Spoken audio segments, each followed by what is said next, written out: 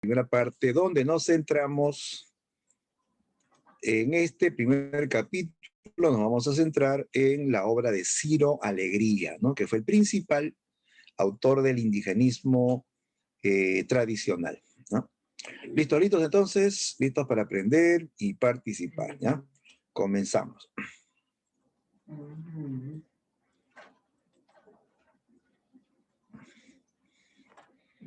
Ya, chicos, este tema, aparte de informar, ¿no?, sobre autores y obras del indigenismo, es un tema que busca la reflexión del lector, del público, dar a conocer el mundo del indígena y su cultura, ¿ya?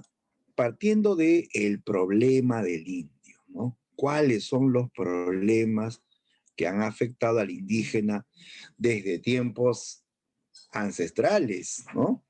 Porque recuerden que antes que vengan los españoles, ¿no?, los que estuvieron primero, pues no fueron el pueblo indígena, ¿sí? Claro, ellos estuvieron aquí antes que los españoles, ¿no? Incluso habían culturas autóctonas aquí en la capital, ¿no? ¿Existió o no la cultura Lima? Por historia habrás oído de que existió la cultura Lima, ¿no? ¿Y qué pasó con ellos? ¿Dónde están? ¿No? Vienen los españoles, pues, y les arrebatan la tierra, los vuelven sus sirvientes, sus esclavos, ¿no? Muchos se fueron, otros fueron aniquilados, ¿no? Ellos estuvieron primero, ¿eh? Y en toda la etapa colonial el indígena vivió, pues, tú sabes, explotado, maltratado, humillado, ¿sí o no? Viene la independencia del Perú y el problema del indio no se solucionó. Seguía siendo excluido, ¿sí o no? En esa época de la independencia, los primeros años decían que el Perú era la costa, que el Perú eran los criollos nada más, ¿no? Los indígenas estaban siempre desplazados, siempre olvidados, ¿no? Y seguían siendo explotados, ¿no? Y a lo largo del tiempo ellos han vivido, pues, oprimidos, ¿no? Engañados, ¿no? En la pobreza, ¿sí o no? Menospreciados, menospreciados. Hasta que aparecen autores que comienzan, pues, ¿no?, a defender al indígena, a preguntarse, ¿qué es el Perú? ¿Cuál es el verdadero Perú? ¿Cuáles son las raíces? Y el primero en decirlo fue Manuel González Prada. Dijo, el verdadero Perú no lo forman los criollos de la costa, porque ellos vinieron después. Los primeros, las raíces, fueron las comunidades indígenas, ¿no? Y que ahora habitan en la sierra, en los Andes, en las alturas del Perú, excluidos, no considerados como peruanos, no aceptados, ¿no?, menospreciados, y hasta el día de hoy, ¿sí o no? ¿No? Entonces, esa es la realidad que ha afectado al indígena. Incluso hasta el día de hoy hay problemas, ¿sí o no? Que hasta ahora hay discriminación, hay racismo. Esos problemas continúan, ¿sí o no? Y ponte a pensar, ¿cómo en un país de raíces andinas, principalmente andinas, claro que ahora somos una nación mestiza, pero las raíces son andinas, ¿sí o no? Indígenas, ¿sí o no? ¿Cómo en un país de raíces andinas el indígena está discriminado? Y peor, explotado, engañado, ¿no? Y ojo que ellos tienen importancia nacional y no se conoce. ¿Sabes cómo viven? ¿Sabes a qué se dedican? ¿Sabes cuánto ganan? ¿Tienen comodidades? ¿Tienen educación? ¿Tienen hospitales? ¿Tienen internet como tienes tú en tu casa? Estoy hablando de pueblos alejados del Perú, ¿eh? No tienen, chicos. Tú sabes que no tienen, ¿no? No me refiero a las ciudades, ¿eh? En las ciudades hay modernidad, pero en los pueblos andinos alejados no hay esos progresos, ¿no? Siguen siendo olvidados, ¿no? Y ellos, chicos, trabajan la tierra, producen alimentos para que aquí en la costa podamos alimentarnos. Las papas, el maíz, las habas, ellos cuidan la naturaleza, ellos no la contaminan, ellos respetan la naturaleza y la protegen, la cuidan, ¿no? ¿Tienen importancia? Claro que tienen importancia. Sin embargo, están olvidados, ¿no? Están todavía excluidos o discriminados, ¿no? Entonces, ante esa situación aparecen escritores, políticos, intelectuales que van a el indigenismo, ¿no? O sea, protestar por sus derechos, reclamar por sus derechos, que no son de ahora, sino son de tiempos muy lejanos. Y revalorar su cultura, conocer su cultura. ¿Para qué? Para comprenderlo, para, en cierto modo, respetarlo, ¿ya? Esa es la otra finalidad. O sea, defender al indio ante los abusos y revalorar su cultura. Esa es la tarea del movimiento indigenista, ¿no? Bien, entonces definamos al indigenismo. Dice, es un movimiento cultural que busca la reivindicación y revaloración global del mundo indígena o andino, ¿ya? Primero dice que es cultural, o sea que esto no solamente abarca literatura, también abarca música, abarca pintura, abarca fotografía, abarca sociología, o sea, es un movimiento muy amplio, que aquí lo vemos en literatura, pero abarca, repito, otros campos. Por ejemplo, mira, en esta época del indigenismo apareció el primer pintor indigenista del Perú, el gran José Sabogal. José Sabogal fue el primer pintor indigenista peruano, ¿ya? Él hace cuadros sobre el mundo andino. Aquí ves, por ejemplo, este cuadro de la mujer andina con su hijito en la espalda, en su manta, típico, ¿no? O también tenemos esta otra escena, ¿no? Indígena cargando bultos, detrás está el patrón con su látigo, ¿no? El indio humillado, explotado, ¿no? Este es el primer pintor indigenista, ¿ya? Entonces, el indigenismo se da en pintura también. También se da en el campo de la música y la fotografía. Claro, por ejemplo, en esta época vivió el compositor Daniel Alomía Robles, que compuso la famosa melodía del Cóndor Pasa. El Cóndor Pasa. ¿Han escuchado, chicos, la melodía del Cóndor Pasa? ¿Ah? ¿Lo han escuchado alguna vez? Es una melodía famosa, claro. A ver, por si no lo han escuchado, les recuerdo la melodía. ¿Ya? Ahí va.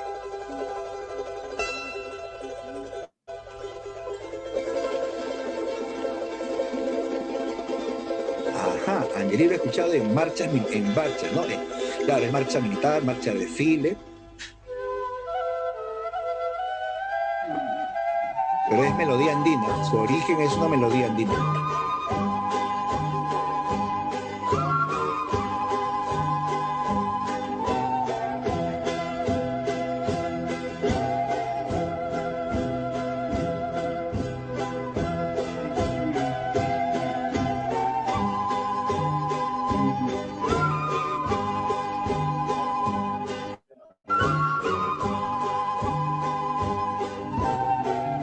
Esa es, ¿no? Esa es. Ajá. Claro. Que lo han llevado a varios géneros, aparte de marcha militar, esto también hay en versión huayno, en versión cumbia, hasta hay en versión rock, sí, hay una versión de Paul Simon en rock, ¿sí? Esto es una melodía famosísima que se conoce en el mundo, ¿ah? En el mundo. Y esta melodía se compuso en la época del indigenismo, ¿ya? Y por acá a la derecha ves una fotografía. Este es un clásico de la fotografía indigenista, ¿no? Lograda por Martín Chambi, famoso fotógrafo que tiene pues imágenes fotográficas de personajes indígenas, de paisajes andinos, pero cómo está todo pobre, con su ropa vieja, llena de huecos, ¿no? Y viene el hombre blanco, el criollo, que se acerca a él, quiere conocerlo, ¿no? ¿No? Lo abraza, lo mira con asombro, con respeto. O sea, esa es la idea, pues, ¿no? De que el hombre que no es indígena se acerque al indígena, ¿no? Para conocerlo, para comprenderlo, para respetar su cultura, para saber su... Ya, entonces, el indigenismo es un movimiento cultural, ¿ya? Cultural. Ya, regresemos al comienzo. Ya, busca la reivindicación, o sea, la defensa del indígena por sus derechos y la revaloración global del mundo indígena, o sea, una revaloración de su cultura, ¿ya? También denuncia y condena a un sistema que lo excluye y lo degrada. ¿Quiénes explotan al indígena? Sobre todo en la sierra peruana, el indígena era explotado por los gamonales, por los terratenientes, los dueños de las haciendas, apoyados incluso por la ley, por autoridades judiciales, ¿no? Entonces, denuncia un sistema que excluye y degrada al indígena. Listo, esa es la definición. Veamos las características del indigenismo.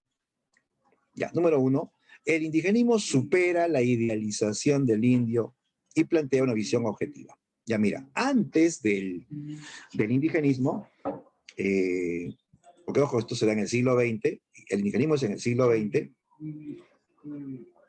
antes del indigenismo, un siglo antes, en el siglo XIX, había una mirada idealizada del indio, una mirada sentimental del indio. Al indio lo veían siempre triste, callado, agachado, sumiso, incapaz de luchar, que siempre dice sí patrón, todo lo acepta, está resignado, ¿no? Esa mirada es irreal, chicos, esa mirada es sentir pena del indio, ¿no? El indigenismo te plantea una visión objetiva. Cuando dice objetiva, significa que hay una mirada realista, una mirada en donde ya no intervienen los sentimientos del autor.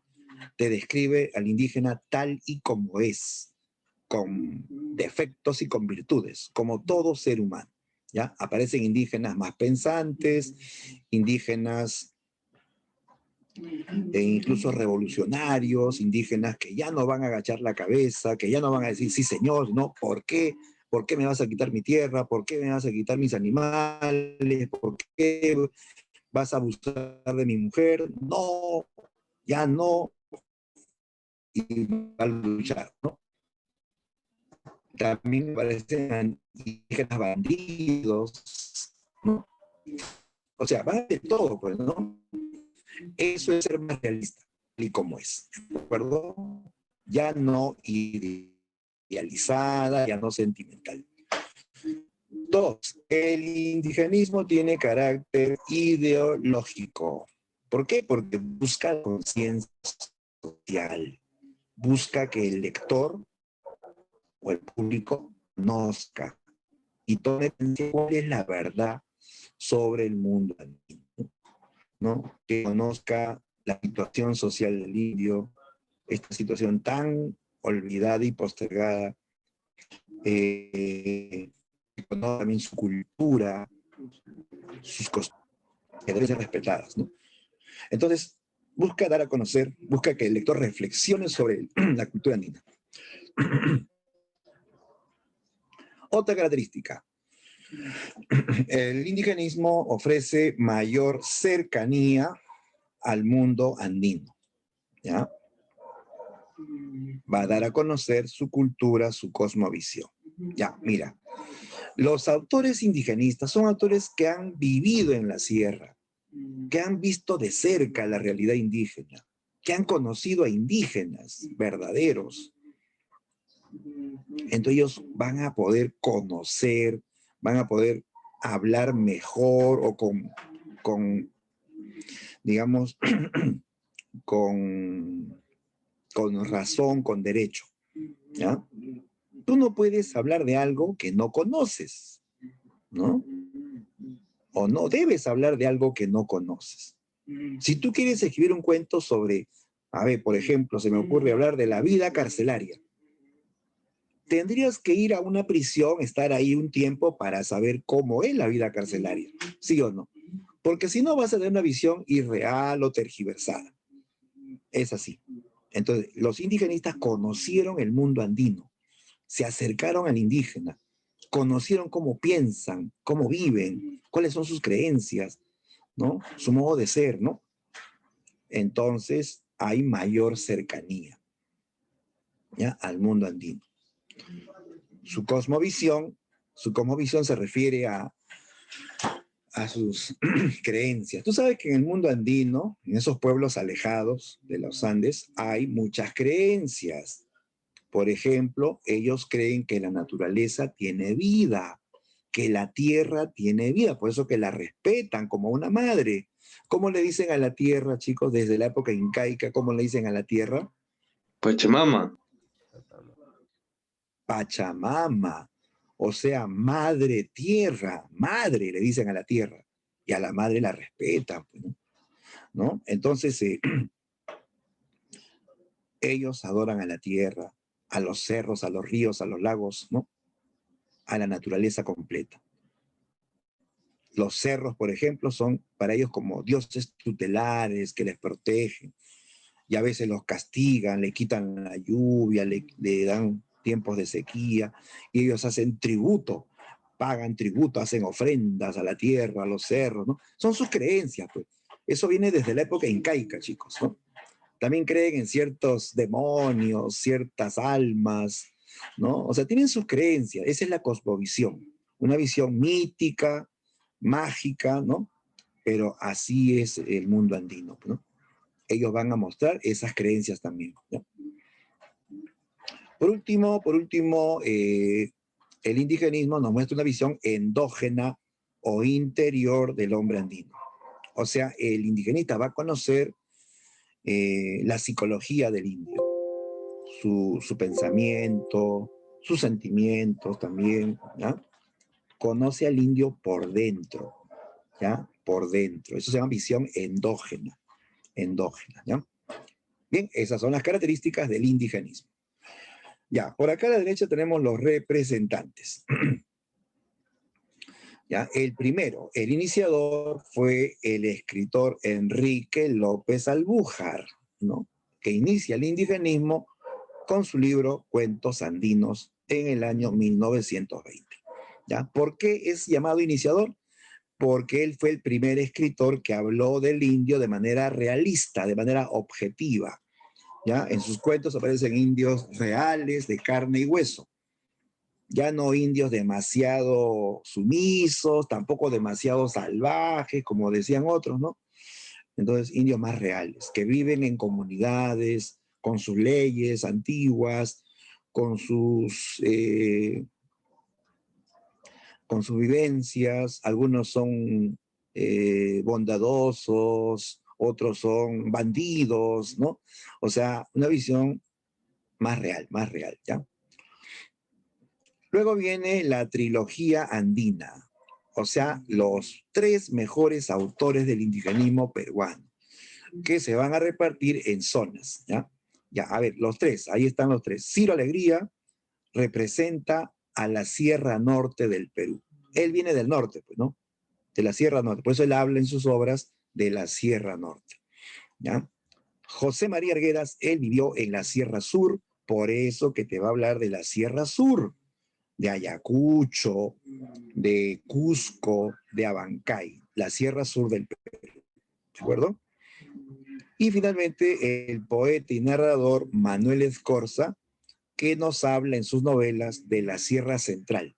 Ya sus obras se ambientan en Cerro de Pasco, ¿no? Que queda en la Sierra Central del Perú. Ellos son la trilogía andina. Ojo con las zonas, ¿ah? Alegría en el norte, Arguedas en el sur y Escorza en el centro.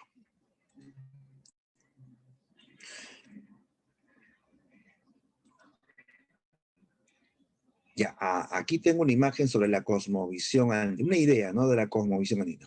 Mira, son las creencias, es la visión mágica del mundo. El hombre andino le paga tributo a la tierra, ¿no?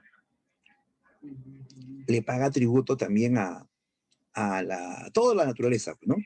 La Pachamama, profesor, creo. En fiesta, a la Pachamama, así es, pues, ¿no? Incluso cuando ellos sienten que están castigados, porque a veces hay sequías, hay huaicos, ¿no? Hay desastres, ellos hacen sus tributos, ¿no? Pidiendo a la tierra, ¿no?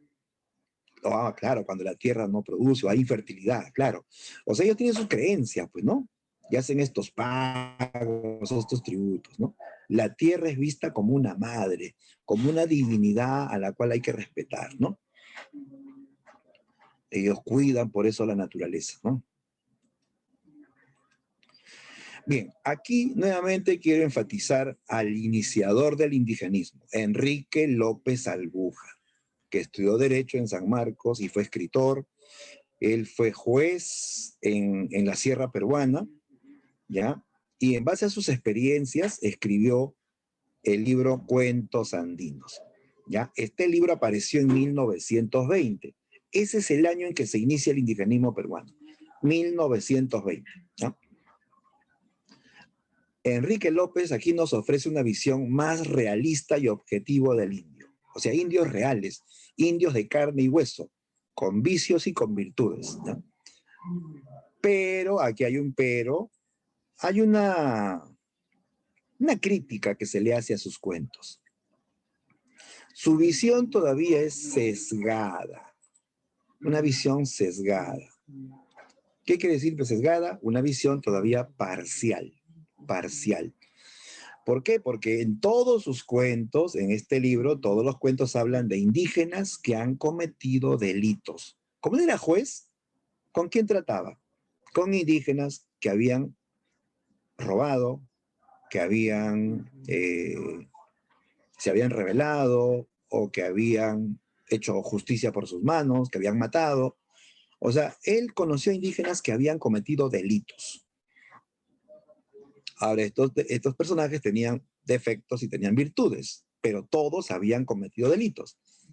Esa es una visión todavía entonces sesgada. O sea, él solo habló de ese tema, ¿no? No era una visión, digamos, total, sino parcial, ¿de acuerdo? Porque no todos los indígenas cometen delitos, pues, ¿no? Lógico, ¿no? ¿No? Pero a veces se generaliza o no. Sí, pues. Es como cuando... Imagínate que venga un turista al Perú, un turista norteamericano, viene a hacer turismo, a conocer el Perú, llega al aeropuerto, va a subir a su taxi y lo asaltan, le roban sus maletas, le roban sus dólares, el gringo se queda sin nada y se va asustado a su embajada y llama a su familia y que le manden dinero. Ya, pues le mandan dinero porque le han robado, no tiene nada ni para comer, ¿no? Sale, se va al banco, saca la plata y otra vez le roban, le quitan su dinero. ¿Qué va a decir ese gringo del Perú, chicos? ¿Qué va a decir? Por lo que le ha pasado a él, que en el Perú hay inseguridad, que hay rateros. Robo continuo. Sí. ¿Y va a recomendar que vengan al Perú? No, pues no vengan al Perú, acá hay puros ladrones. Pero eso es cierto, no es cierto, chicos. A él le pasó, pero todos son así. No, pues en el Perú hay gente decente, hay gente amable, gente educada, hay lugares bonitos, hay comida deliciosa. O sea, el Perú tiene cosas buenas, pues, ¿no? Pero lo que le pasó a este turista fue mala suerte, se chocó con delincuentes, que hay en todo el mundo, no solo en el Perú, ¿no? Entonces, Así pues, como este turista en mi ejemplo generaliza, ¿no? Su mirada es parcial porque conoció a delincuentes nada más. Igualmente Enrique López va a tener esa limitación, que solamente pudo conocer a indígenas que habían cometido delitos, pero él habló de ellos, y eran indígenas pues que tenían vicios y también tenían virtudes, ¿no?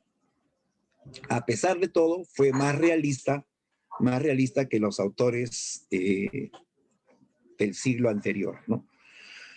Bien, ya, en este cuadro, ojo, quiero mostrarte la evolución del indigenismo, para que tengas una idea más amplia, la evolución del indigenismo. O sea, hay un indigenismo, pero hay una etapa anterior y una etapa posterior. Mira, hay tres momentos. Primero, los antecedentes. Los antecedentes son los precursores del indigenismo, que se desarrollaron en el siglo XIX, ¿ya? Siglo XIX. Ya. Aquí se incluyen a los preindigenistas y a los indianistas. Los preindigenistas son aquellos que defendieron al indio, ¿ya? ¿Quiénes defendieron al indio en el siglo XIX? Ahí están Clorinda Mato y González Prada. Clorinda Mato fue la precursora de la novela indigenista, con una gran novela. ¿Cuál es la obra cumbre de Clorinda Mato? A ver, ¿quién me hace acordar, no? La novela cumbre de Clorinda Mato.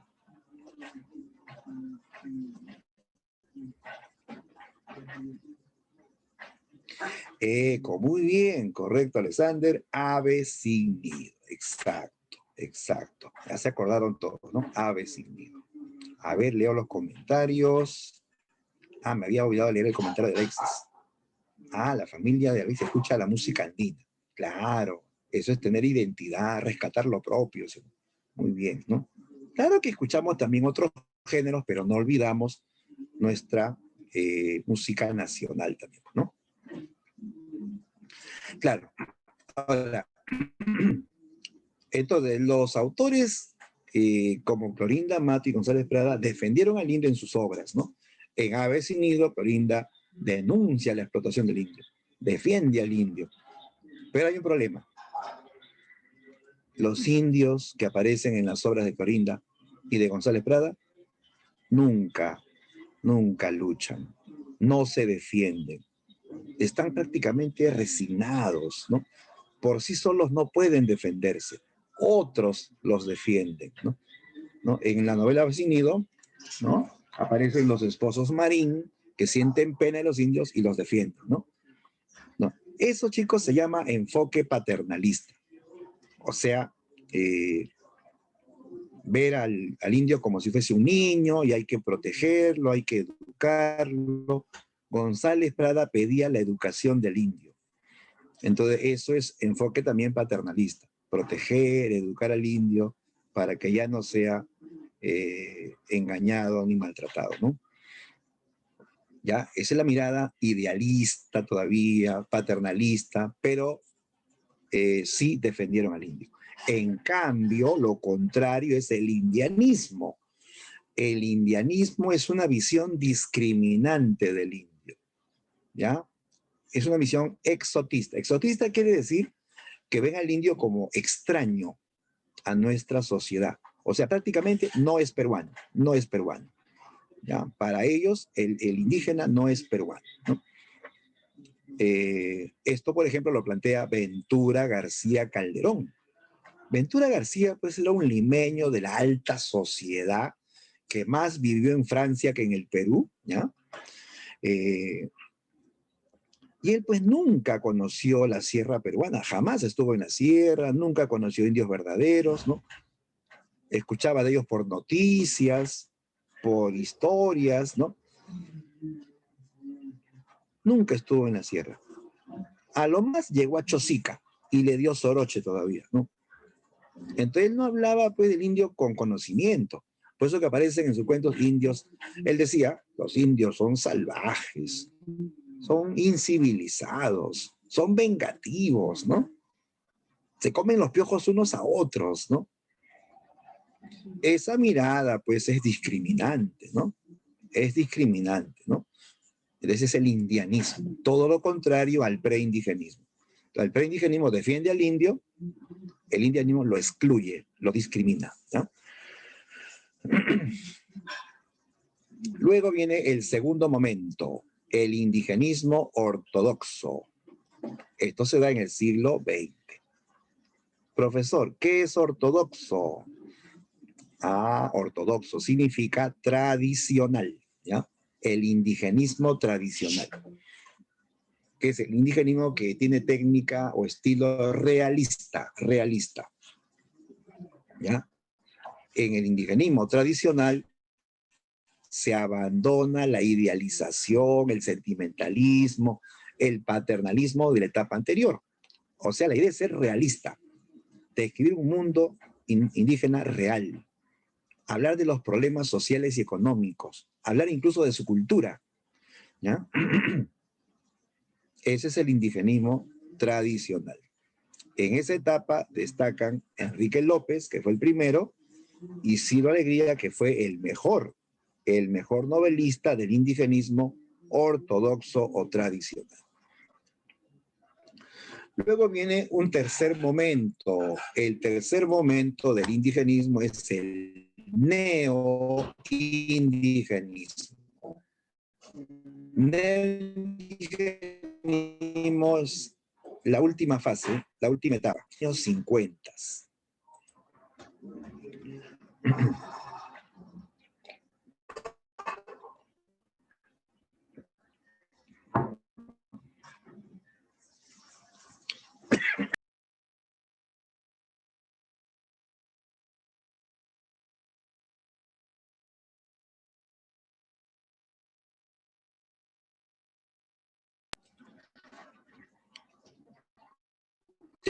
A ver, atención, ¿me escuchan bien, chicos? ¿Se escucha bien? Un poco rayado, profesor, pero igual, sí se lo Un escucha poco bien. Un poco entrecortado, profesor. entrecortado, pero se le escucha más o menos.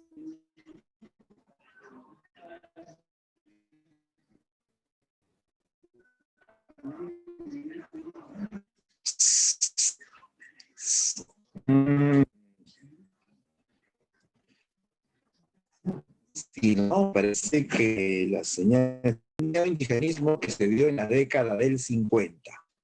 ¿Qué es neoindigenismo? El indigenismo, pero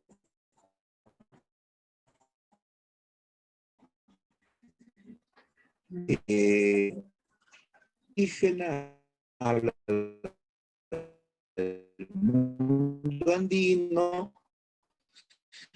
pero usa técnicas de narración moderna. Por ejemplo, esas técnicas vanguardistas, pues, ¿no? El monólogo interior, propio de América, el realismo mágico, presentar hechos fantásticos, maravillosos, como si fuesen reales, ¿no? Todo eso aparece en el neoindigenismo. Entonces, un indigenismo con técnicas modernas, ¿no? Y aquí destacan José María Arguedas, en su segunda etapa sobre todo, Arguedas, el taita José María Arguedas, Manuel Escorza y Leodoro Vargas. Todos ellos son de la etapa del neoindigenismo, usa técnicas modernas, ¿ya? Esa es la diferencia. Ya, a ver, ¿alguna pregunta hasta aquí? ¿Alguna pregunta? De repente un comentario. ¿Todo claro, chicos? ¿Todo claro?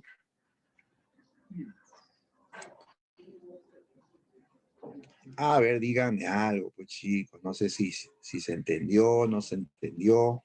Todo claro, profesor. ¿Sí? Ya. Ya. Todo claro, Genial, profesor. genial. Muy bien, listo. Ya, entonces seguimos.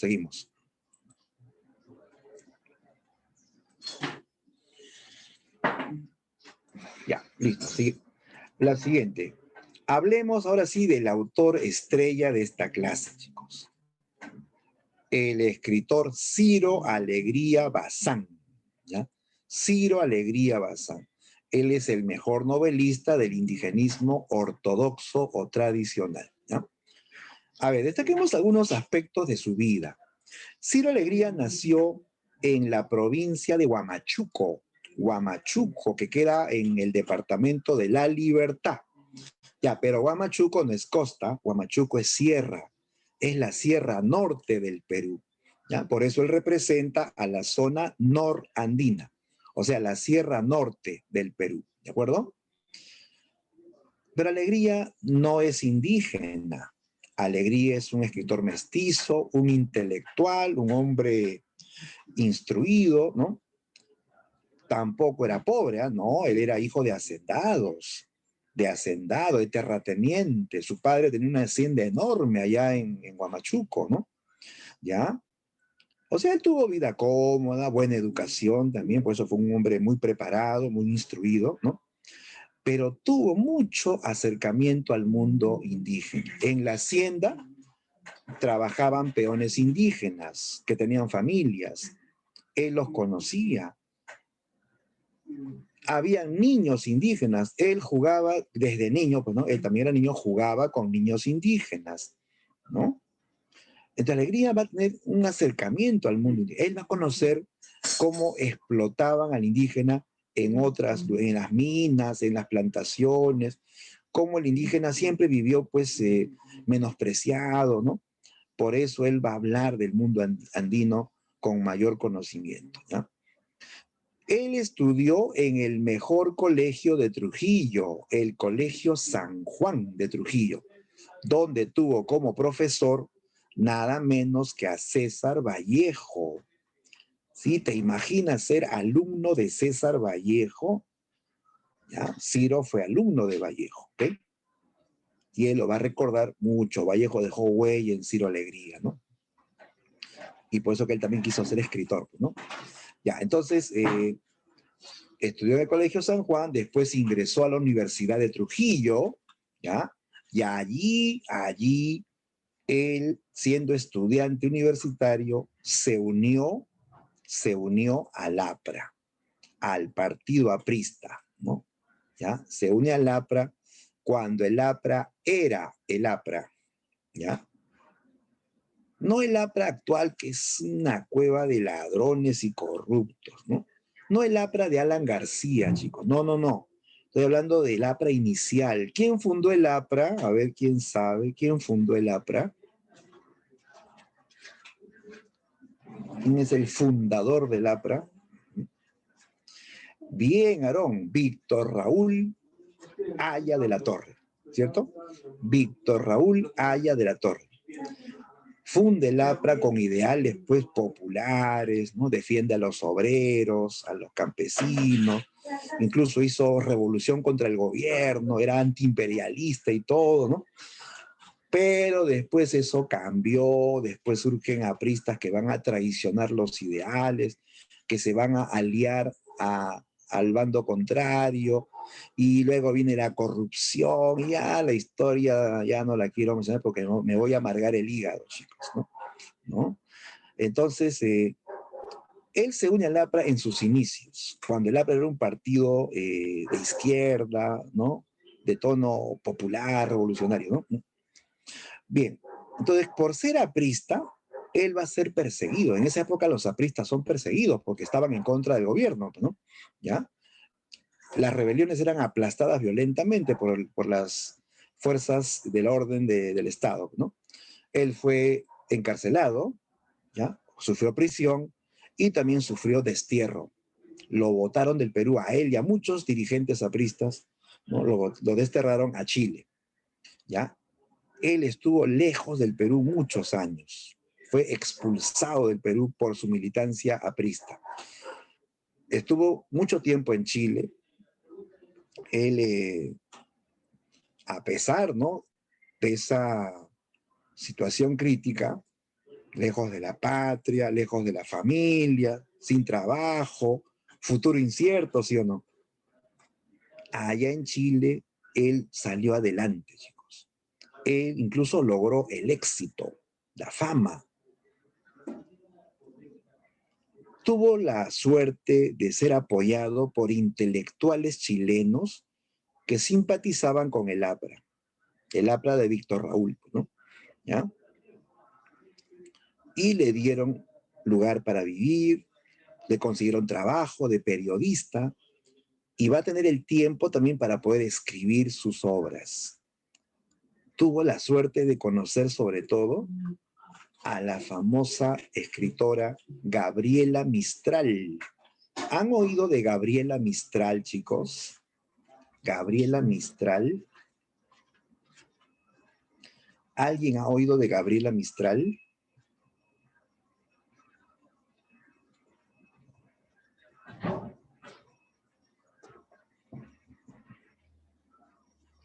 ¿Nadie? A ver, Gabriela Mistral fue una poeta y fue una profesora de colegio y defensora de los derechos de la mujer en Chile. ¿Ya? Escribe hermosos poemas al maestro, a los niños, a los colegiales, ¿no? Y se ganó el Premio Nobel de Literatura, ganadora del máximo premio de la literatura mundial, el Premio Nobel, ¿ya? Ella conoció a Ciro, ella lo ayudó a Ciro Alegría. Entonces, con la ayuda de ella y otros intelectuales, Alegría salió adelante en Chile. Allá en Chile publicó sus 3 mejores novelas y todas sus novelas ganaban concursos de literatura, ¿ya? Sobre todo, escribió su mejor novela, El mundo es ancho y ajeno. Esta es su mejor novela. Antes escribió La serpiente de oro, escribió Los perros hambrientos, una novela muy conmovedora que habla de la sequía y el hambre en la sierra peruana. La época en que no llueve, la tierra se seca, los cultivos se malogran, meses de sequía y no hay que comer. El hambre es terrible, la gente se muere de hambre. ¿Te imaginas eso? Morirte de hambre, ¿no? Eso se veía en el mundo andino, chicos, ¿no? Y los patrones no les daban nada a los indígenas. A pesar que ellos trabajaban en las haciendas, decían, no hay comida, no hay. Busquen su comida, les decían, ¿no? Y los indígenas reclamaban, pero señor, nosotros trabajamos para usted, tiene que darnos de comer, nosotros trabajamos la tierra para usted, les decían, ¿no? Nos estamos muriendo como perros hambrientos, decían, ¿no? Y sabemos que ahí tiene, en su almacén tiene trigo, denos un poco de trigo para hacer nuestros alimentos. No, lárguense. El hacendado ordena a sus peones que disparen contra los indios. Y los matan. Y todos huyen, tristes, hambrientos, ¿no? Si los humanos no podían comer, los perros menos. Los perros de la hacienda, que eran para cuidar el ganado, no tenían comida y desesperados, ¿sabe lo que hacen? Se comen a las ovejas. Los perros ganaderos se comieron a las ovejas contra sus instintos, porque los perros ganaderos cuidan a las ovejas como si fuesen sus hijos, pero hay tanta hambre que se comen a las ovejas y luego huyen avergonzados. Y esos perros vagan por los cerros de hambre, de frío, caen muertos y el que está vivo se come al perro que ha muerto. Viene el cóndor y se come al otro perro. Bien dramático, ¿eh? Hablan de la sequía y el hambre en la sierra peruana, ¿no? Pero la mejor novela de Ciro Alegría fue El mundo es ancho y ajeno. Novela que ganó el premio latinoamericano de novela, ¿ya? Que viene acompañado de $100,000, que era una fortuna. En esos tiempos tenía más valor que ahora todavía, $100,000, ¿no? Y la novela va a ser traducida a muchos idiomas modernos, al inglés, al francés, al italiano, al alemán, al ruso. Esta novela se hace famosísima. Ciro Alegría se convierte así en el primer novelista peruano internacional, así como Vargas Llosa, ¿no? Internacional, ¿no? ¿Ya? Bien. Entonces, él logró la fama. Estando desterrado, logró la fama, ¿ya? Después de estar en Chile, se fue a Estados Unidos, se fue a Puerto Rico, llegó a Cuba, donde él trabajaba como catedrático en Puerto Rico y en Cuba, ¿ya? Allá se casó con una cubana también, ¿ya? Y después de muchos años vuelve al Perú cuando ya dejan de perseguir a los apristas. Vuelve al Perú cargado de fama, ¿no? Ni bien volvió, ¿sabe lo que hizo? Renunció al APRA, porque se enteraba, pues, ¿no?, estando fuera del Perú, que el APRA traicionó sus ideales, que los dirigentes posteriores, ¿no?, se aliaron al bando contrario, que se corrompieron, ¿no?, por intereses particulares, ¿no? Entonces, Ciro renunció al APRA. Y fue invitado por el Partido Acción Popular de Fernando Belaúnde Terry. Él acepta la invitación, pasa a Acción Popular, pero a los pocos días le dio un derrame cerebral y se murió en Lima, ¿no? Pero Ciro Alegría estuvo muy vinculado a la política, a la literatura y a la política, ¿no?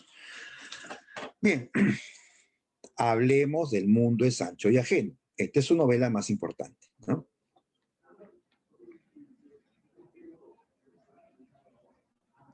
Ya, el título. ¿Por qué se llama El mundo es ancho y ajeno?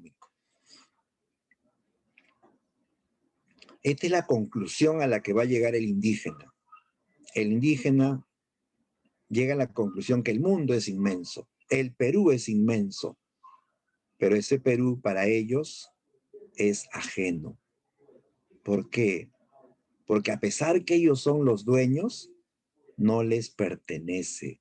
Se lo quitan, los vuelven sirvientes. Para ellos ese mundo que era de ellos se vuelve ajeno, ¿ya? Esa es la idea de este título. Para el indio pobre, el mundo es ancho, pero es ajeno, ya no le pertenece, ¿no? Veamos la historia. Ya, primero, la obra pertenece al género épico, ¿ya? Porque narra una historia, ¿ya? Te cuenta una larga historia, una gran historia. Profesor, ¿no puede ser narrativo? Sí, no hay problema. Se puede decir épico o narrativo, no hay problema, ¿ya? Especie novela. ¿Por qué? Porque es extensa. Esta novela tiene más de 500 páginas. 500 páginas, más de 500, ya es una narración extensa. Extensa, pero muy, muy interesante, ¿no? Es una novela que tiene técnica tradicional, pertenece al indigenismo ortodoxo, usa técnicas todavía antiguas. Por ejemplo, el narrador es omnisciente, o sea, habla en tercera persona y todo lo sabe, todo lo controla. Él narra lo que hacen y lo que piensan los personajes, sabe todo, hasta lo que piensan, imagínate. Y el tiempo es lineal. El tiempo es lineal, o sea, narra en orden lógico. Tiene un inicio, tiene un desarrollo y tiene un desenlace, ¿ya? En orden lógico. Eso es tiempo lineal. El tiempo lógico es el tiempo que avanza en orden, ¿sí? Como en la realidad, pues, ¿no? Amanece, atardece, anochece, ¿no? O nace, crece, vive y al final se muere, ¿no? Ese es el orden lógico, ¿no? Entonces, esto es tradicional, ¿ya? Tradicional. ¿Cuál es el tema central? Mira, el tema principal de esta novela es la lucha por la tierra. La lucha por la tierra. La lucha entre una comunidad indígena llamada Rumi y el latifundismo. El latifundismo. ¿Qué es el latifundismo? Han oído, chicos, del feudalismo, ¿sí? En historia les han enseñado sobre feudalismo. ¿En qué época fue el feudalismo? ¿Se acuerdan? En la Edad Media. Claro, muy bien, en la Edad Media, ¿no? La época de los grandes señores, dueños de las tierras, que vivían en sus castillos, ¿no? Y en esas tierras trabajaban los siervos, ¿no? Que no tenían derecho más que al nombre y a la vida. Eran siervos explotados que trabajaban la tierra para su señor feudal, hasta le pagaban tributo al feudal, ¿no? Dice que a cambio de protección, ¿no? Entonces, esa era la relación en la Edad Media. Mira, en el Perú siglo XX seguía habiendo feudalismo, pero con otro nombre, latifundismo. latifundismo, ¿ya? O sea, feudalismo moderno, ¿sí? Es el sistema que oprime al indígena. Estos grandes terratenientes, dueños de haciendas, oprimen a los indios en las haciendas, trabajan, los humillan, no les pagan, apenas le dan de comer sobras, ¿no? Los tienen pobres, humillados, ¿no? Ese es el latifundismo, chicos. Entonces, el latifundismo amenaza a la comunidad indígena, les despoja de sus tierras y los vuelve sirvientes, ¿ya? O sea, las tierras de los indios pasan a los hacendados y los indígenas se vuelven sirvientes. Eso es el latifundismo. Entonces, aquí se ve la lucha de un pueblo indígena contra el latifundismo, ¿ya? Otros temas secundarios, ¿no? Son la ley al servicio de los gamonales, ¿ya? La ley al servicio de los gamonales. Gamonales son hacendados ricos, dueños de grandes haciendas, no de una hacienda pequeña, de grandes haciendas. Una gran hacienda, imagínate, pues todo un pueblo, del tamaño de todo un pueblo, ¿no? Con hectáreas de tierras donde trabajan cientos de peones indígenas, ¿no? La ley dice que está al servicio de los gamonales. ¿Por qué? Porque el gamonal tiene dinero, tiene poder. Él hace juicios a las comunidades libres y gana, corrompiendo la ley, y gana el juicio, como desgraciadamente pasa hasta ahora. ¿Sí o no? ¿Qué pasa cuando hay un juicio entre una persona que tiene dinero y otro que no tiene dinero? ¿Quién gana el juicio, chicos? ¿Ah? ¿Quién gana el juicio? El que tiene dinero. El que Así tiene es, ¿sí o dinero. no? El que tiene más plata, ¿sí o no? Así es cuando hay corrupción. ¿Por qué? Porque el que tiene plata puede sobornar al juez, puede sobornar a los testigos, ¿no? ¿Sí o no? Desgraciadamente así. Y hasta el día de hoy se ve eso, ¿sí? Me acuerdo ese caso de esta chica de familia acomodada que con su 4x4 atropelló a un estudiante de la UNI, un estudiante humilde. ¿Acaso se fue presa? Bueno, la detuvieron un tiempo, después salió libre, no pasó nada, ¿no? ¿No?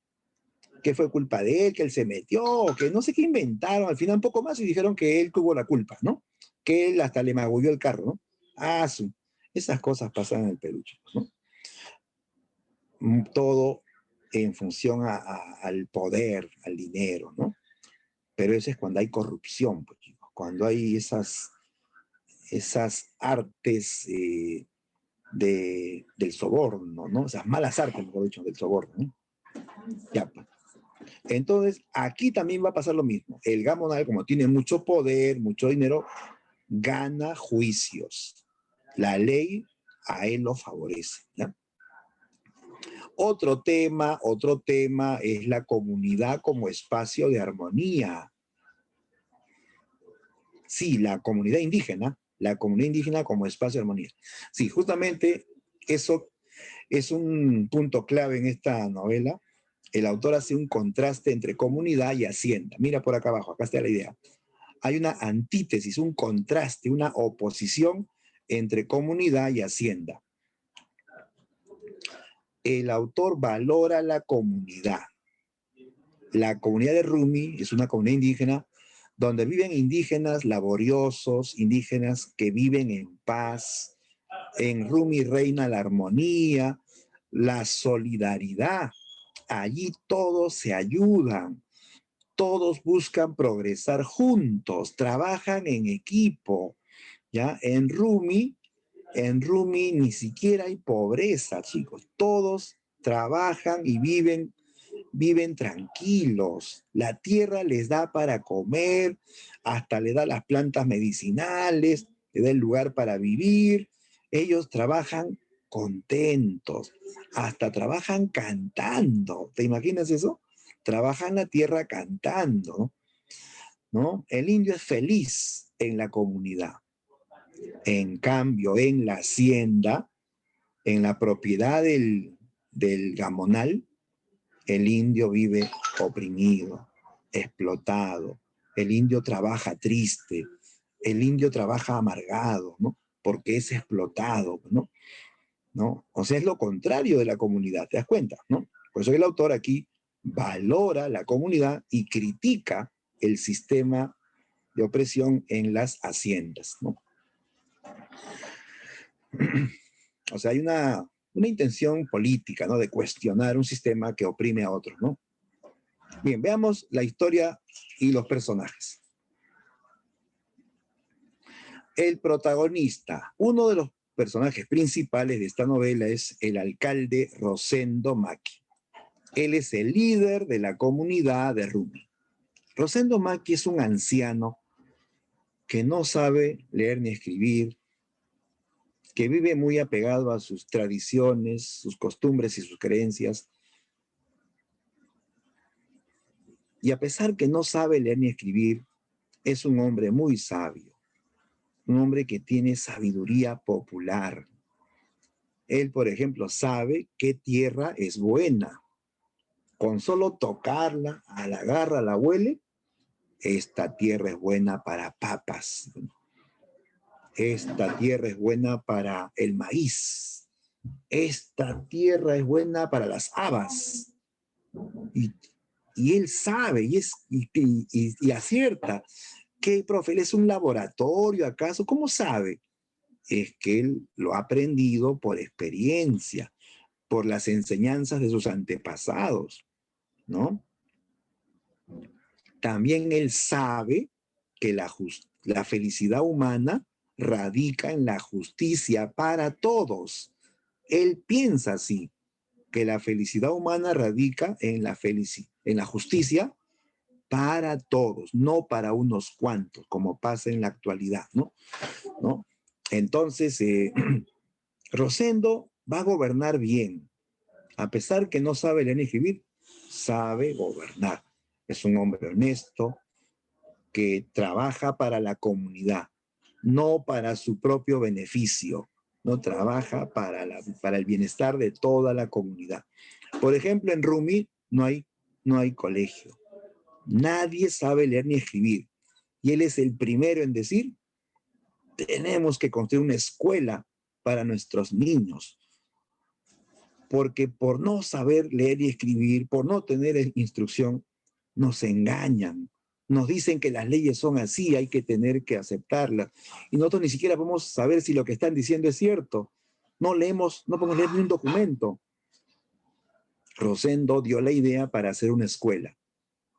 Y todos le siguieron, todos participaron en la construcción de un local para una escuela. Ahora faltaba traer profesores, traer libros para los niños, ¿no? Se supone que el Estado tiene que dar eso. Por eso que pagamos tributos, para que la educación sea gratuita, ¿no? Claro que los que tienen un poquito más hacen su educación particular como ustedes, ¿no? Pero hay educación del Estado. Desgraciadamente no es buena, por eso que muchos optan por la educación particular, ¿no? Entonces, ya pues, él va a una capital de provincia para tramitar, pues, ¿no? Que manden profesores, libros, ¿no? Y siempre que iba le decían, no hay profesores, todavía no hay profesores. Vuelva dentro de un mes. Iba, señor, ya me dijeron que sí, hay profesores, pero no hay libros, tienen que esperar. Vuelve en un mes. Señor, no hay lápices. O sea, le ponían un montón de peros y nunca podían iniciar el colegio en Rumi. Pero Rosendo luchó y luchó hasta que lo logró, pues, ¿no? O sea, él busca el progreso de la comunidad, ¿te das cuenta? Busca el progreso.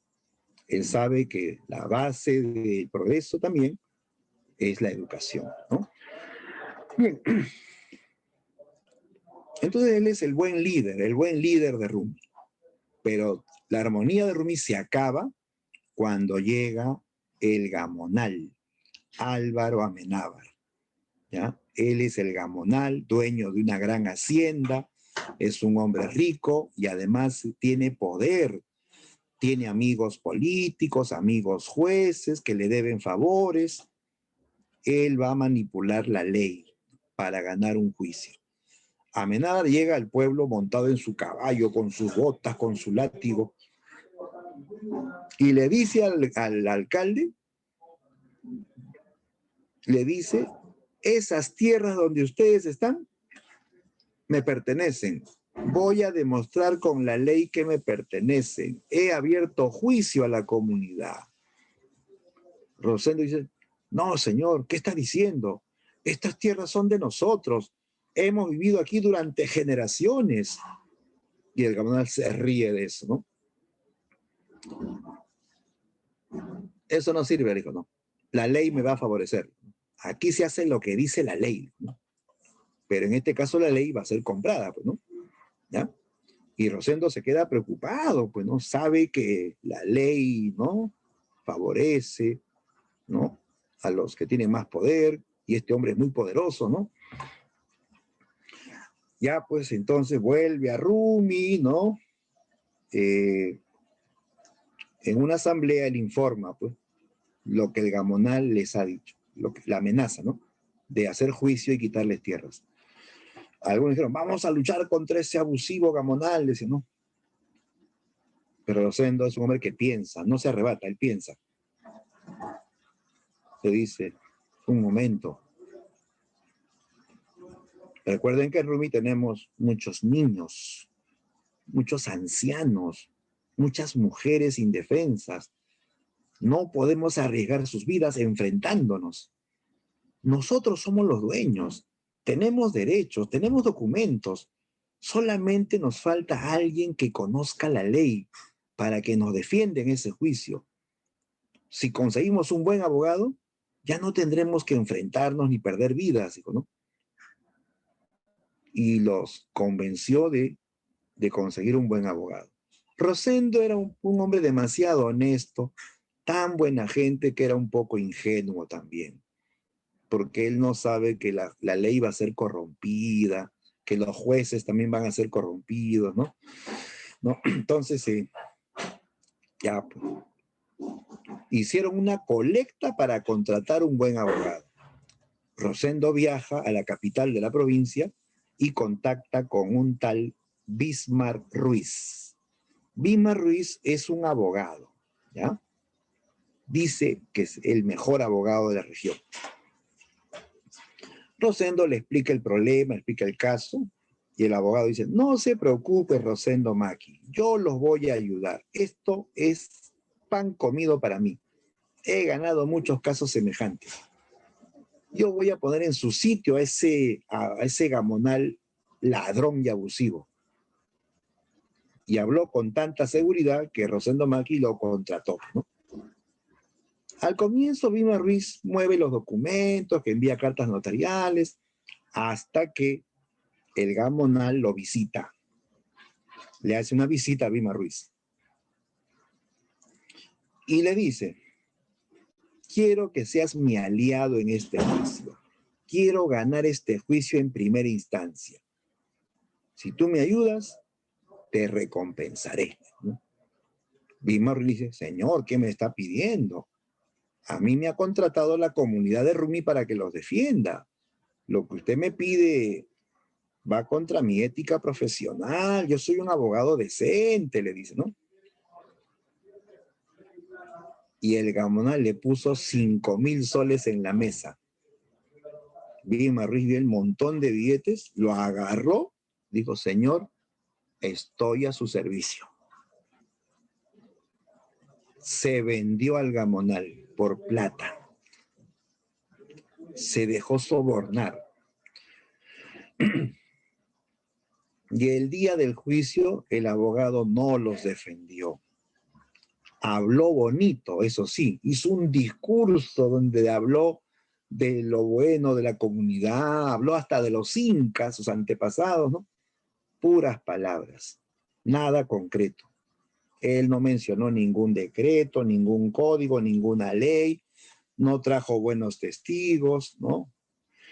En cambio, el gamonal pagó para que falsos testigos digan mentiras, que los indios eran invasores, ¿no? Sobornó al abogado para que se quede callado, ¿no? El juez era su compadre, ya todo estaba arreglado, chicos. El juez le debía favores al Gamonal. Entonces, ya pues, el juez dio la sentencia. Las tierras de Rumi le pertenecen a don Álvaro Amenábar. Los comuneros son invasores, tienen que irse. La gendarmería, o sea, la policía se encargará de que se cumpla el desalojo. Y el abogado calladito, firmó callado la sentencia. ¿Qué debe hacer un abogado cuando no está de acuerdo con la sentencia? ¿Qué es lo natural que hace un abogado cuando no se está de acuerdo con una sentencia? Protesta. Claro, protesta, apela, ese es el término, apelar, ¿no? ¿Sabe qué, señor juez? No estoy de acuerdo con su veredicto, vamos a apelar. Iremos a otra instancia, a otro juez, que amplíen el caso, las investigaciones, ¿no? Así debe ser, ¿no? Es lo que generalmente hace un abogado, ¿no? Pero él se quedó calladito, aceptó, y ya, pues, los indígenas pierden el juicio. El Gamonal se queda con sus tierras. Viene la gendarmería, que era la Guardia Civil fuertemente armada. Vienen los peones del Gamonal, que también están armados, ¿no? Los pobres campesinos no podían hacer nada. Los sacaron a la fuerza, ¿no? Y le dicen, váyanse, el mundo es ancho, busquen otro lugar donde vivir, ¿no? Ese día solamente los defendió un bandido, un rebelde, llamado el Fiero Vázquez. ¿Dónde está? Acá está, el Fiero Vázquez. Él es un bandolero, asaltante de caminos. Tiene su banda de asaltantes, ¿ya? A pesar que era un bandido, él estaba muy ligado a la comunidad de Rumi. ¿Por qué? Porque en esa comunidad él tenía una mujer a la que amaba y había tenido un hijo, un fierito. Era su bobo, era su corazón. Pues cada cierto tiempo él venía a Rumi a ver a su mujer y a su hijo, ¿ya? Pero él era ladrón, ¿no? Él le robaba a los ricos y se lo daba a los pobres. ¿A quién nos recuerda este personaje, ah? Que le roba a los ricos y se lo da a los Robin Hood. pobres. Robin Hood. Claro, claro, muy bien. Él es el Robin Hood peruano, ¿ya? El Fiero Vázquez es un bandido, pero identificado con los pobres, ¿no? ¿Ya? Ya, entonces él ese día quiso defender a la comunidad con su banda, que tienen armas también. Se enfrentan a la Guardia Civil, se enfrentan a los peones armados, pero no pudieron, que eran tantos los guardias civiles, tantos los peones, que los hicieron huir a balazos, ¿no? Ya pues, el despojo fue inevitable. Y los comuneros salen, cientos de campesinos salen, hombres, mujeres, niños, ancianos, con sus animales, salen de Rumi. Comienzan a buscar otro lugar donde caminaron durante horas, incluso días, ¿no? Hasta que llegaron a una meseta. Ellos buscan una meseta para hacer un pueblo, ¿no? Llegaron a una meseta, pero en las alturas, donde el clima era muy agresivo, el frío era intenso, en la noche había helada, ¿ya? Donde la tierra no producía bien, como en Rumi, que era muy fértil, ¿no? Donde los rayos caían a los pies, ¿te imaginas eso? Que te caiga un rayo acerca de tus pies, ¿no? Que el cóndor pase por tu lado.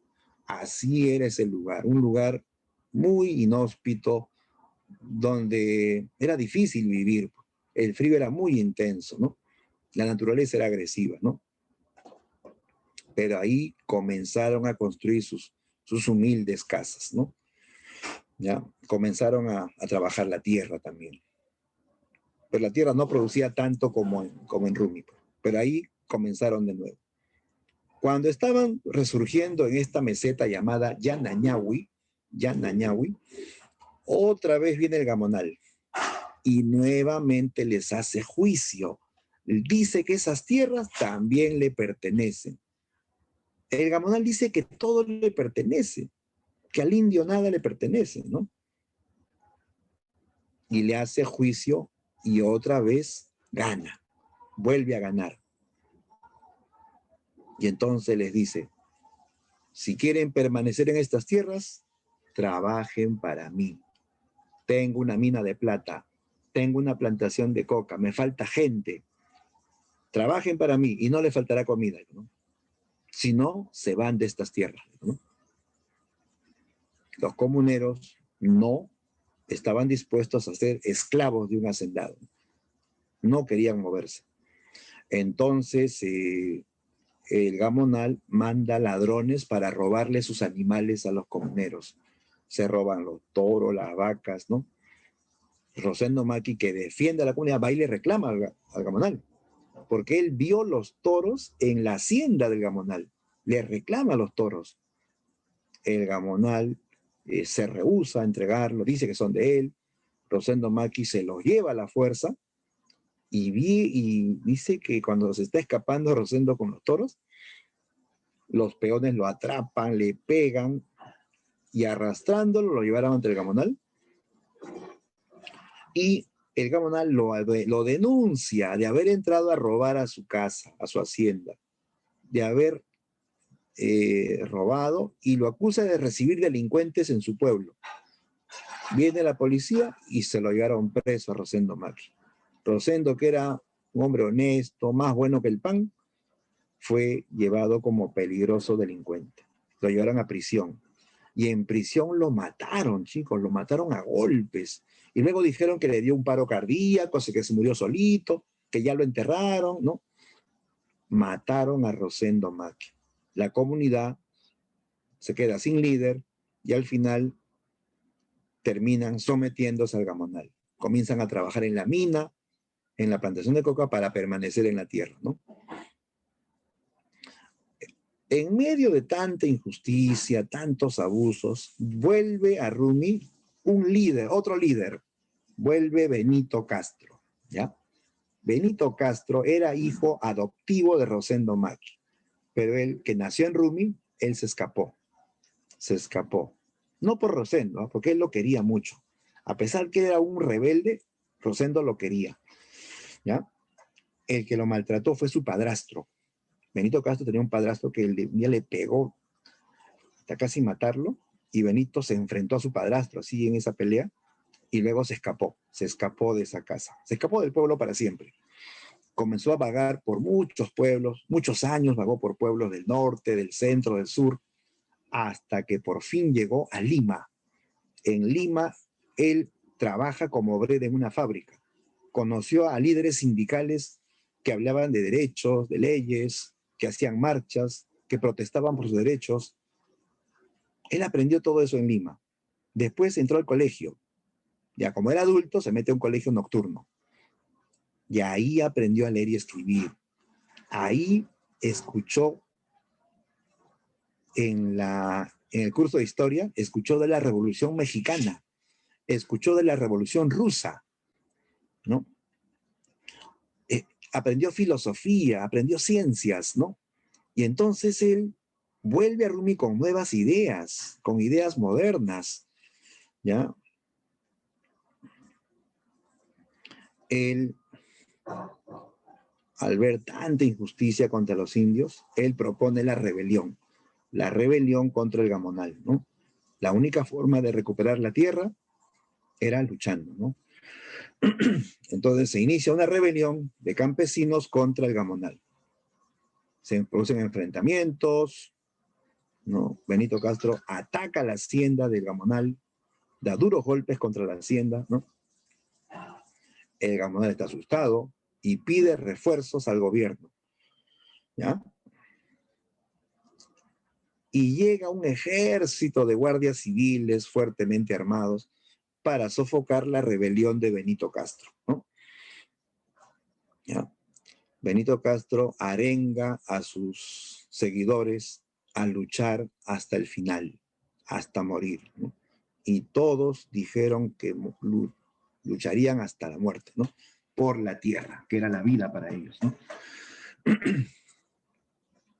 Y se produce este final en choque, una batalla muy desigual.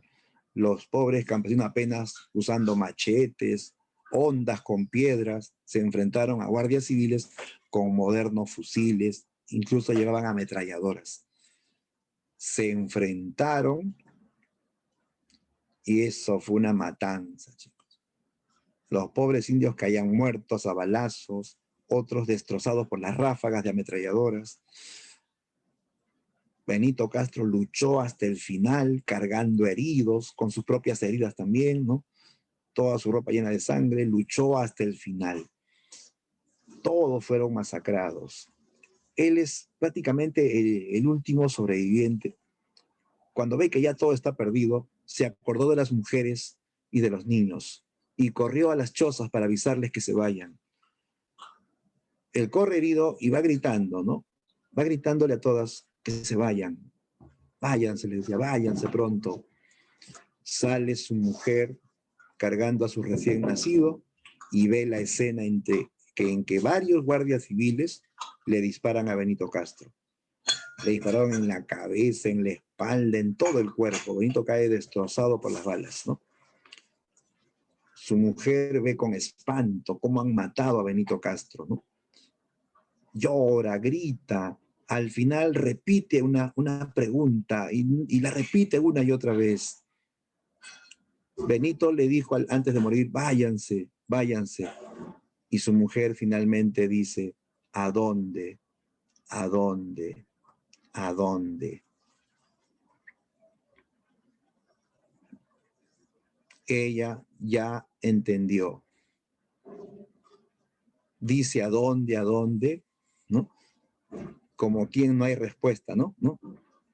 Porque ella ya aprendió, ya llegó a la conclusión también, ya acepta lo que dijo Benito Castro muchas veces. El mundo es ancho, pero para el indio pobre se volvió ajeno. O sea, ya no le pertenece. Ese mundo que era de él ya no le pertenece, se lo han quitado. El latifundismo, el gamonal, le ha quitado la tierra y el mundo para el indio se vuelve ajeno. Ese título es preciso, ¿ya? Así se cierra la obra con la destrucción de la comunidad de Rumi. Un final dramático y muy polémico. Aquí el autor está denunciando prácticamente al latifundismo apoyado por las leyes y hasta las Fuerzas Armadas por destruir una comunidad indígena, ¿no? Novela muy, muy política, ¿no? Muy bien, ese es el tema de El mundo de Sancho y ajeno. Vamos ahora a resolver rápidamente la dirigida, a ver, todos con su libro, con su dirigida. Buscamos el tema 12, ¿no? El tema 12. ¿Dónde está? Aquí estás, ¿no? Ya, domiciliaria 12, perdón, no, dirigida 12, dirigida 12. Listos, vamos a darle solución a la dirigida 12.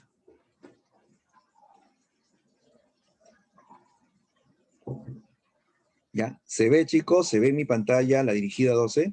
Sí, profesor, sí se la ve. Ya, listo, muy bien. Ya todos vamos a resolver. Primera pregunta. Dice, la tarea fundamental del indigenismo, además de denunciar la situación postergada o marginada del indio, fue... O sea, ¿qué más? Denuncia la explotación del indio, pero ¿qué más hacen los indigenistas? A ver. Bien, correcto, Angeli. Bien, Aarón, Saulo, Angeli. Correcto es la C. Revalora la cultura andina. Te da a conocer sus costumbres, sus creencias, sus anhelos, sus sentimientos, ¿no? ¿Ya? Muy bien, clave C. Revalora la cultura andina. 2. Son obras del indigenismo en el Perú, excepto... Ah, te pide la excepción, ¿ah? O sea, ¿cuál no es? Clave.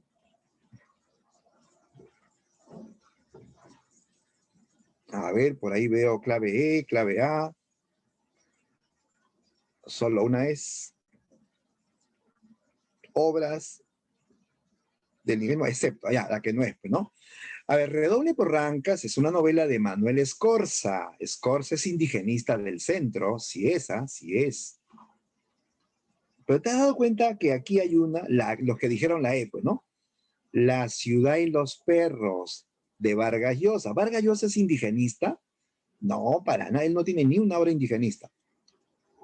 La ciudad de los perros no te habla de la sierra, no te habla del indio, te habla de Lima, de los cadetes de Leoncio Prado en Lima, ¿sí?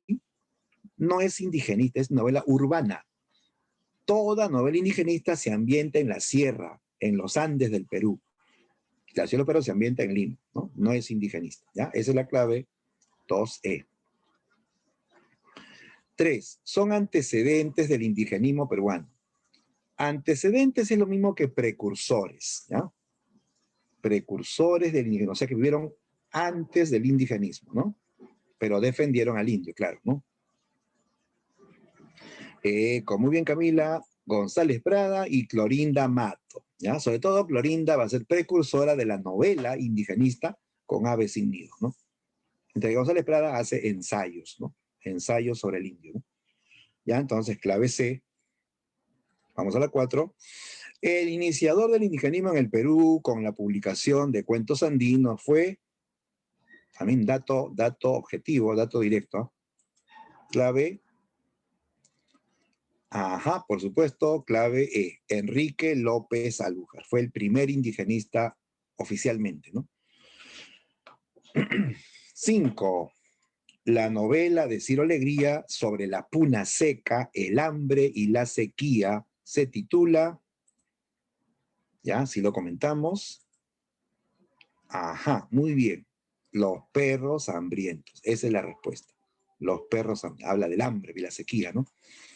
6. ¿En qué localización geográfica se desarrollan las novelas indigenistas de Ciro Alegría? ¿Qué lugar geográfico describe Ciro Alegría? A ver, la Sierra Sur, la costa rural, la selva norte, la Sierra Norte. ¿Cuál? Tiene que ver también con su procedencia, ¿no? Ciro Alegría es del norte, de la Sierra Norte, ¿no? Muy bien, respuesta dedo, Sierra Norte. 7. En la novela El mundo es ancho y ajeno, Benito Castro, el último alcalde que tuvo el pueblo de Rumi, murió. ¿Cómo murió Benito Castro?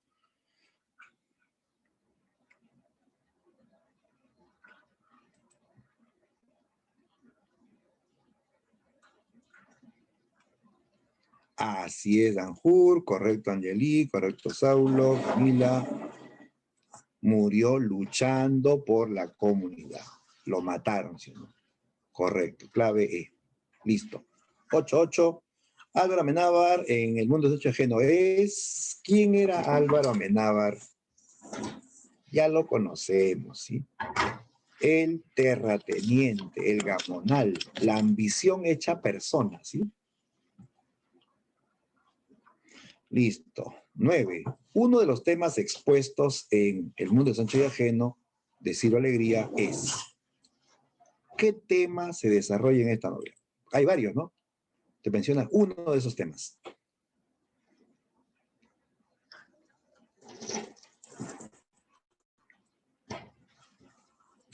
A ver, Camila nos dice la D, Saulo la A, Danjur la A, Aarón la A. A ver, vamos a verificar.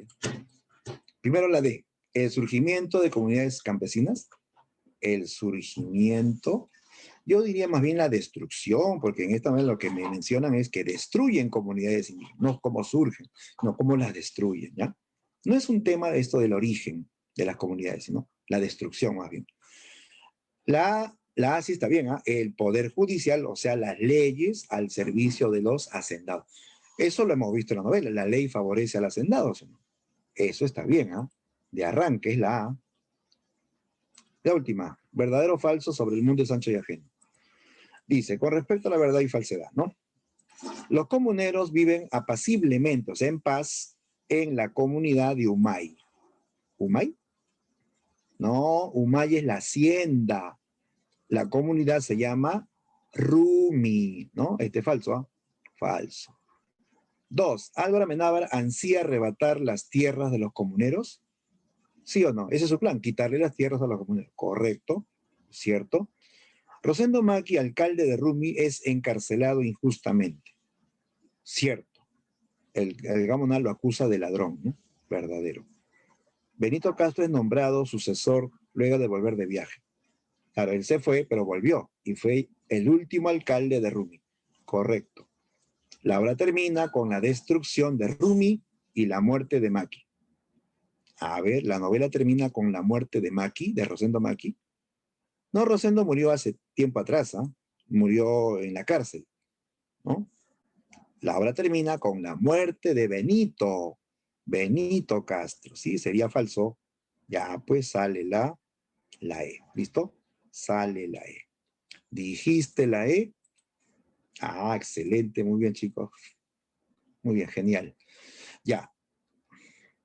Ahora, finalmente, hagamos el temático, ¿ya? Todos nos trasladamos al intranet y vas a encontrar ahí 4 preguntas objetivas sobre el tema.